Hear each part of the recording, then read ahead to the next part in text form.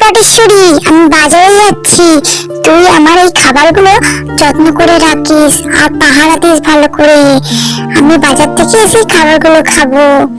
হ্যাঁ মালিক, তুমি যেতে পারো। তুমি তো সবই জানো। আমি তোমাদের বাড়ি এতদিন ধরে আছি, তোমার খাবারগুলো আমি পাহারা দিয়ে রাখবো না? তুমি নিশ্চিন্তে যাও। মালিক বাজারের উদ্দেশ্যে রওনা দেয়। এদিকে পটেশ্বরী পাহারা দিতে থাকে। পাহারা দিতে দিতে পটেশ্বরী চোখে ঘুম এসে যায়। ঠিক তখনই পাথর ঘর থেকে একটা আওয়াজ শুরু হয়। কে এখন এই টাইমে আওয়াজ করছে? যাই তো যাই। এই বলে পটেশ্বরী পাশের ঘরে দেখতে যায়। অন্যদিকে একটি বদমাশ ইঁদুর এসে, উফ কত খাবার, ভাগ্যে বিড়ালটা চলে গেছে, বুদ্ধিটা ভালোই খাটিয়েছি।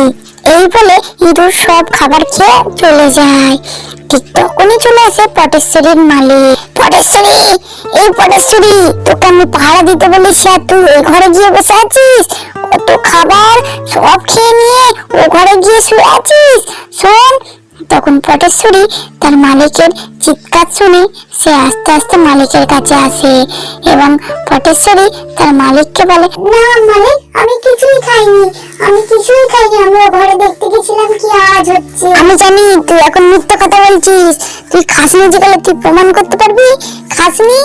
যেদিনে তুই প্রমাণ করতে পারবি সেদিনই এই ঘরে ঢুকবি। যা, এই বাড়ি থেকে বেরিয়ে যা। এই বলে পটেশ্বরীর মন খারাপ করে বাড়ির বাইরে চলে যায় এবং সে মন খারাপ করে বসে থাকে। তখন তার মাথায় একটি বুদ্ধি আটে। ইঁদুর ভাই, ইঁদুর ভাই, বাড়ি আছো? কি হয়েছে এখন? আচ্ছা বন্ধু, তুমি তো আমাকে বন্ধু ভাবো তাই না?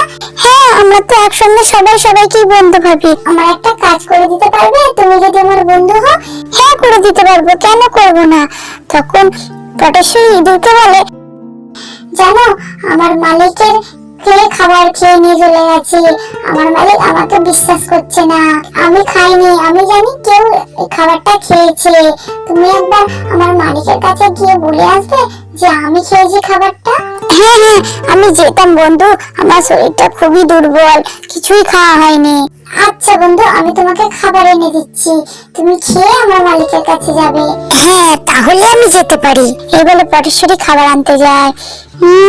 ভালো হলো, বসে বসে খাবারগুলো খাবো আর ওই পটেশ্বরীকে দিয়ে খাটাবো, ভালোই হলো। এই বলে পটেশ্বরী খাবার আনে এবং ইঁদুর খেয়ে নেয়। এই বলে প্রত্যেকদিন বিড়াল খাবার আনে আর ইঁদুর সেটা মজা করে খায় এবং বিড়াল একদিন বুদ্ধি খাটালো। আরে ইঁদুর ভাই, কবে যাবে তুমি ওখানে আমার মালিকের কাছে? আমি আর কতদিন রাস্তায় বা কাটাবো? আরে চিন্তা করছো কেন? আমার শরীরটা তো দুর্বল, একটু সুস্থ হয়ে গেলেই যাব। আজ একটু খাবার এনে দেয়া, আমি খেয়ে যাব। এই বলে বিড়াল খাবার এনে দেয়। ইঁদুর সেটা খেয়ে নেয় মনে সুখে। তখন বিড়াল, ভাই চলো এবার আমার সাথে। আমি না কাল যাব জানো, কালকে আর একটু শরীরটা ভালো হয়ে গেলে তখন যাব। আচ্ছা ইঁদুর ভাই, তুমি কাল কি করে যাবে? তোমার জন্য আমি খাবারে বিষ মিশিয়ে দিয়েছিলাম। বন্ধু, এত বড় অন্যায় কাজ আমার সাথে করতে পারলে আমি এবার কিভাবে বাঁচবো? আরে অত চিন্তা করো না, আমি এর উপায়ও জানি। আমি তাহলে বলো তাড়াতাড়ি, আমি তো মরতে বসেছি। হ্যাঁ, বলতে পারি একটা সত্যি। তুমি আমার মালিকের কাছে গিয়ে বলতে হবে আমি নির্দোষ আর খাবারটা তুমি চুরি করে খেয়েছো। তোমার মালিক আমায় কিছু বলবে না তো? না না, আমার মালিক অনেক ভালো। চলো, তোমার আমার এটুকু উপকার করতে হবে। হ্যাঁ হ্যাঁ, আমি সব কথাই রাজি। তুমি তো অসুস্থ। না না, আমি অসুস্থ নয়, আমি ঠিকই আছি। তোমার খাবার খাবার লোভে আমি এতদিন মিথ্যা কথা বলেছি। এই বলে ইঁদুর তার মালিকের কাছে গিয়ে সব ঘটনাটি বলে এবং তার মালিক খুশি হয়। সততা দেখে আমি খুব মুগ্ধ। আচ্ছা পটেশ্বরী, আমাকে ক্ষমা করে দে, বুঝেছিলাম তোকে, তুই আমাকে ভুল প্রমাণিত করেই ছাড়লি। আজ থেকে তুই আমার ঘরেই থাকবি। এই বলে ইঁদুর চলে যায় এবং পটেশ্বরীকে নিয়ে তার মালিক সুখে স্বাচ্ছন্দ্যে বসবাস করতে থাকে। আজকের গল্পটি কেমন লাগলো? ভালো লাগলে লাইক, কমেন্ট, শেয়ার, সাবস্ক্রাইব করে পাশে থাকা বেল আইকনটা অবশ্যই প্রেস করে দেবেন। Tata, bye bye, thanks.